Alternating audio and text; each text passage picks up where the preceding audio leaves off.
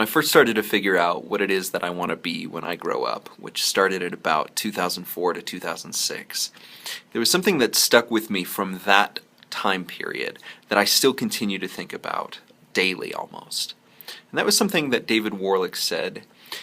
He started talking about telling the news story and what the news story of teaching and learning was going to be.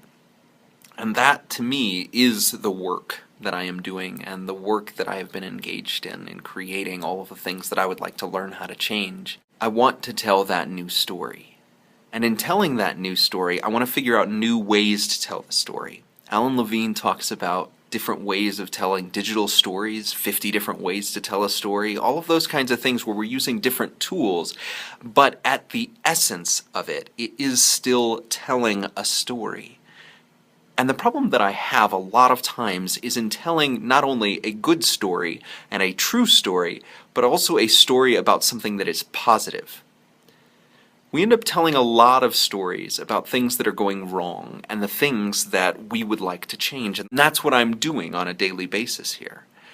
But there's a different kind of story that I'd like to start to explore, and telling the story of what is good is going to be the next phase in what I want to be. And so I'd like to enlist a little bit of help.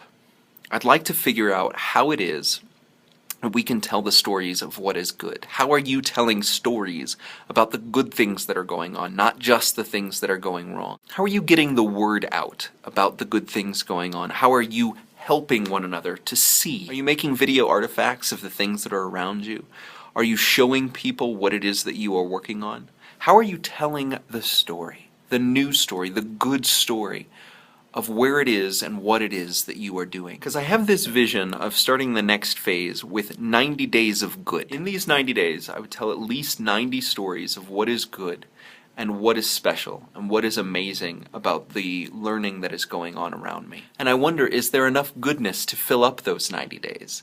Or am I going to run out in 60 days? Are there enough stories to tell that I will be occupied and I will be able to spend my time talking about the goodness and not all of the things that I don't think are quite right and I want to change and I want to move things around?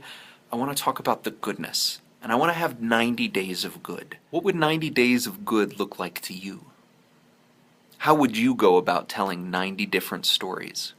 Would you split them up among different media types? Would you put them all on a blog? Would you create a wiki of those 90 days of good? If you'd like to help me tell this story or figure out how to tell this story, leave a comment below.